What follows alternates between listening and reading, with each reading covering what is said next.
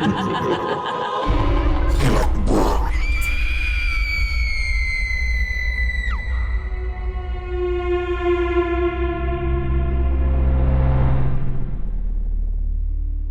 sa lahat ng inyong mga tigapakinig. Ako po si Sheen, 27 years old at silent listener po ninyo. Sa dinami-dami na mga naging karanasan kong nakakatakot, hindi ko nga po alam kung alin sa mga ito ang dapat kong i-share. Pero eto na lang po muna ang aking ibabahagi, ang pinaka-recent. Noong Feb 2021, nagka-jowa po ako at dumadalaw po ako sa kondo niya.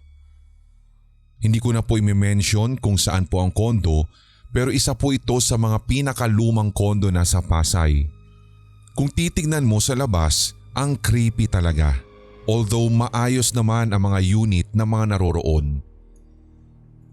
Kung inyo pong matatandaan, yung pelikula ni na Richard Gutierrez at Angel Locsin na Sigaw noong 2005, ganun na ganun po yung itsura ng condo unit nila dito.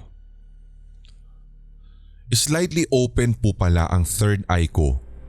Kaya noon, bago-bago pa nga lang po na pumupunta ako sa condo na ito, may mga nahahagip na ako mga figura. Kadalasan, anino, minsan parang usok lang.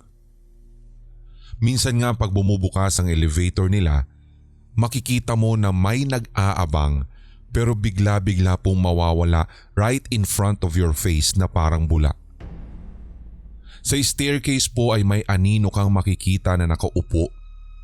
Minsan naman sa hallway, mararamdaman mo bigla na may hangin na malamig tapos pakiramdam mo ay merong sumusunod sa iyo hanggang sa makapasok ka ng unit na bibisitahin mo.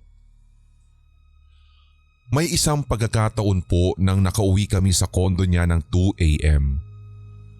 Meron po akong naaninaga na isang anino ng babae sa may bandang dulo ng parking lot. Kung tutuusin ay hindi ko na masyado itong pinansin kasi nga yung time na ito ay ihing-ihi na ako kaya ang sabi ko kay jowa, bilisan mo mag-park na iihi na ako eh. Tapos ang sagot naman niya sa akin, diyan ka nalang umihi sa gilid. Sabay turo doon sa area kung saan pa naroroon na nakita ko yung anino ng babae.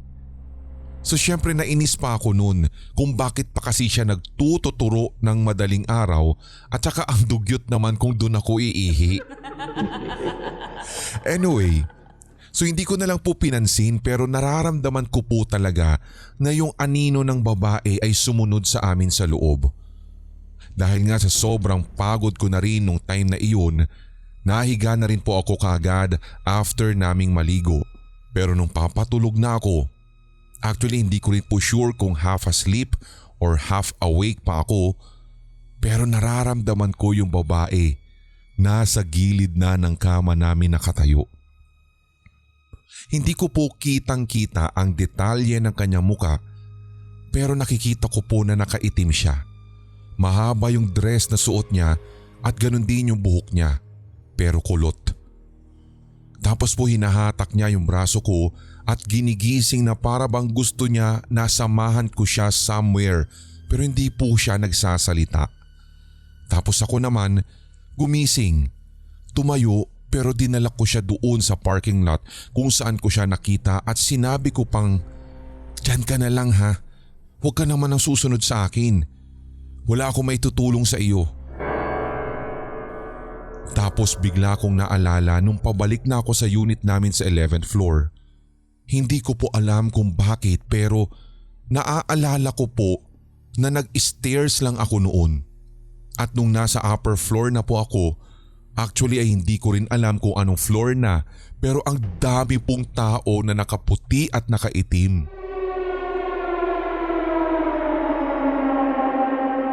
May mga tumatawa, may mga umiiyak. Alam niyo yung atmosphere ng may lamay? Parang ganun po yung energy sa floor na iyon. Parang may lamay pero wala pong pinaglalamayan. So habang papaakyat ako ang dami ko pong nakakasalubong ng mga multo. Para sila talagang mga tao, Sir Red. Doon ay nagtatanong ako sa sarili kung tao nga ba talaga yung nakakasalubong ko dahil may buntis, may bata, mayroon pa nga baby at lalong-lalo na may mga matatanda. Halo-halong tao, tapos meron din akong nakasalubungan na naka-gray na may hawak na itak. Nakakatakot talaga, pero dire-diretso na lamang po ako at pilit kong dinededma sila. Pag-akyat ko pa nga po hanggang sa pinakadulo, doon ay may nasalubong po ako ng nakangiti. Itong mga nasalubong ko naman dito, yung ngiti nila ay abot tenga at mas lalo po akong nanghilakbot. Para ma-figure out po ninyo at kung sakaling napanood na ninyo ang pelikulang Truth or Dare, ganun na ganun ang itsura nila.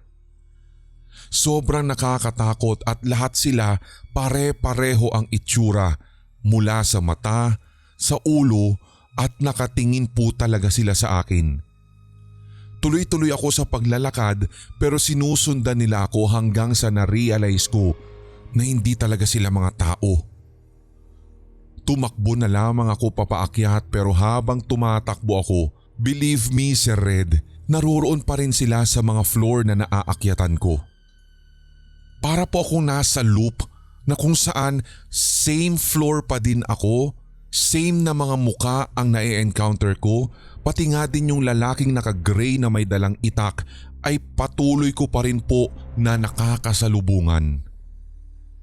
Sobrang takot ko po talaga ng sandaling iyon hanggang sa ginising na lang po ako ng jowa ko dahil sigaw daw ako ng sigaw at nung ako'y bumangon, hingal na animoy nag-jogging o tumakbo ng pagkabilis-bilis. Naka-full pa nga ang aircon namin nung time na iyon pero basang-basa ako ng pawis. So ibig sabihin lahat ng mga nangyaring iyon ay nakapaloob sa isang masamang panaginip lamang si Red. So napaamin na rin ako kay jowa na slightly bukas ang third eye ko. Lahat ng mga nangyari sa loob ng aking masamang panaginip na iyon ay ikwinento ko sa kanya. Pero para kasing totoo ang lahat.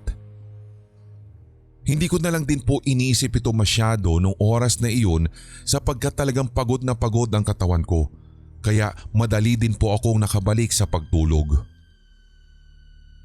Kinabukasan, naikwento ko din po sa friend ko yung nangyari at ang sabi niya sa akin ay nag-astral projection daw ako. Parang ganun sa Insidious. Yun bang naglalakbay ang kaluluwa habang tulog? It actually makes sense po kasi nung 2019 ay naaalala ko ng isang hapong naidlip ako. Bumangon ako at paglingon ko sa kama, nakita ko po talaga ang sarili ko na nakahiga habang nakapikit na para bang kulang na lang ay isilid na ako sa loob ng kabaong. Nagulat at nagpanik talaga ako nung time na iyon. Siguro po'y malakas lang yung instinct ko kaya napabalik ako sa pagkakahiga sa katawan ko at nagising ako bigla. Yung pagkagising ko nung time na iyon ay as in super panic mode dahil mag-isa lang din po ako doon sa bahay at mukhang tanga na nanginginig ang kalamnan.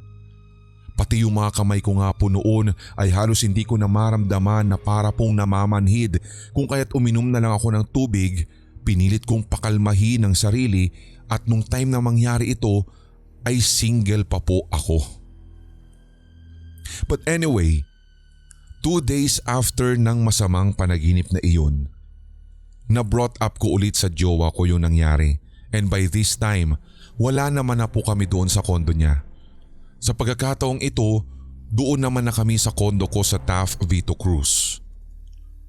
Nung una nga po ay hindi siya nagsasalita pero eventually nag-open up siya sa akin na noong 2017 daw po ay may nag-amok sa kondo nila.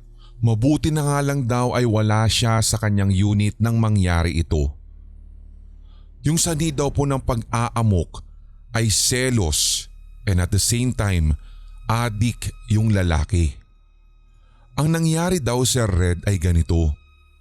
Nag-away daw yung lalaki at yung syota niya hanggang sa nandilim ang paningin ng lalaki at kumuha daw po ng itak sa tinaga yung babae hanggang sa nakatakbo pa daw po ito papalabas ng unit nila para humingi ng tulong.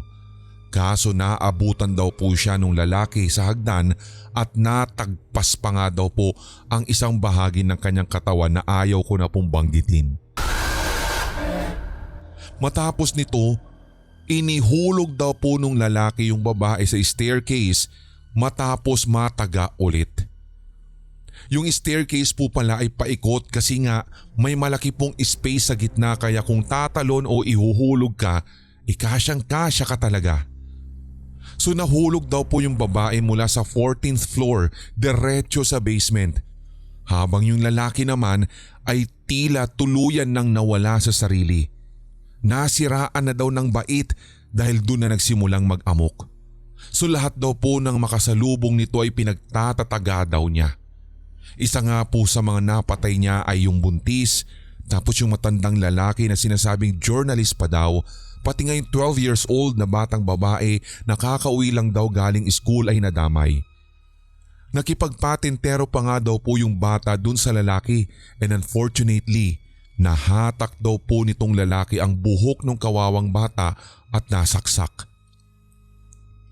Hindi ko po alam itong event na ito, pero lahat po sila nakita ko nung nag-astral projection ako.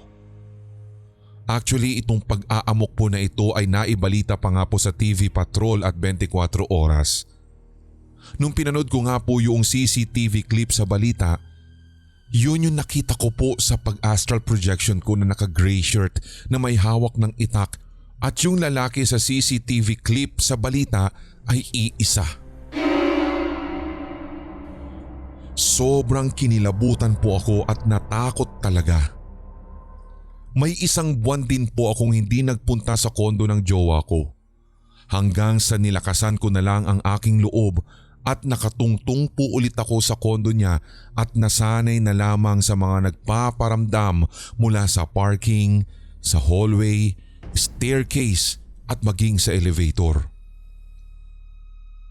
Sa floor nga po namin Sir Red, may nakikita din akong figure ng lalaki sa hagdan na nakaupo at umiiyak.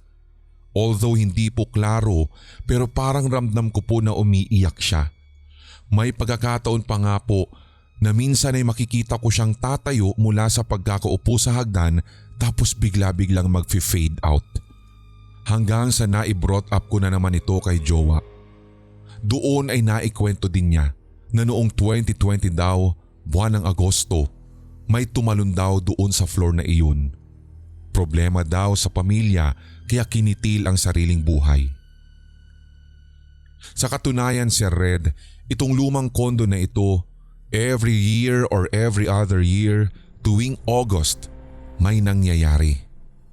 May tumatalon, may mga tao daw po na natatagpuan na lang sa unit na walang buhay. Meron din pong nag-aaway sa 10th floor noong 2015 at dalawang lalaki pang nagsuntukan at nagkatulakan. May 4 pong elevator sa tower namin pero 2 lang yung gumagana sapagkat yung 2 daw po ay hindi na operational. Kahoy lang daw po yung nilagay doon na pinangtapal sa butas dahil dun daw po nagsuntukan at nagkasakitan yung 2 lalaki noong 2015. Nagkatulakan hanggang sa dun nga daw po nahulog pareho sa mismong butas ng elevator. Tinulak daw po nung Guy 1 si Guy 2 at nakakapit pa nga daw po yung Guy 1 kaya nahila siya at pareho na silang nahulog sa butas. Feeling ko nga po Sir Red, parang ginagawang alay ang mga buhay na ito. Parang nag-aalay itong kondo na ito sa kung sino o kung ano. Sabi nga din nila, August, Ghost Month. Yun daw po yung mga oras na bukas ang portal ng kabilang mundo sa mundo natin at malakas ang kapangyarihan ng mga entity na hindi nakikita ng mga normal na tao. Pero so far, this 2021 and 2022, good thing at wala naman pong nangyayari na masama sa kondo nila at sana nga din ay walang mangyari hanggang taong ito. Nag-decide na po kami ni Jowa na mag-live-in na lang at dito nga po kami nakapag-decide sa kondo na ito manirahan sapagkat mura din ang upa. Nung una si Red ay hesitant ako kasi sobrang lakas na mga paramdam nila. Pero ngayon, paminsan-minsan na lang po yung ginagawa nilang ito hanggang sa tuluyan akong nasanay. Siguro, matira-matibay na lang sa amin. Ganyan na lang ang mindset ko. Maaaring pa-welcome na lang nila yung ginagawa nilang panggugulat sa akin at yung pag-astral projection ko noon at gusto lamang nila siguro na manotice ko sila na nandirito pa rin sila sa building na ito. And at the first place, tayo ang buhay at sila ang hindi na bilong sa mundo natin. Sinasamahan ko na lang din po lagi ng dasal kaya nabawas-bawasan siguro yung pagpaparamdam o pagkapit nila sa akin. Nakakatulog naman din ako ng maayos sa unit namin simula nun. Kaya nga po buti na lang ginising ako ng jowa ko noong nag-astral projection ako kasi according sa nabasa ko, posible daw na hindi na magising sa real world at mamatay ako ng tuluyan dahil sa pagkakahiwalay ng aking kaluluwa sa solidong katawan. Laking pasasalamat ko sa Diyos at nagising ako dahil kung hindi, baka isa na rin daw po ako sa mga ligaw na kaluluwa sa kondong ito.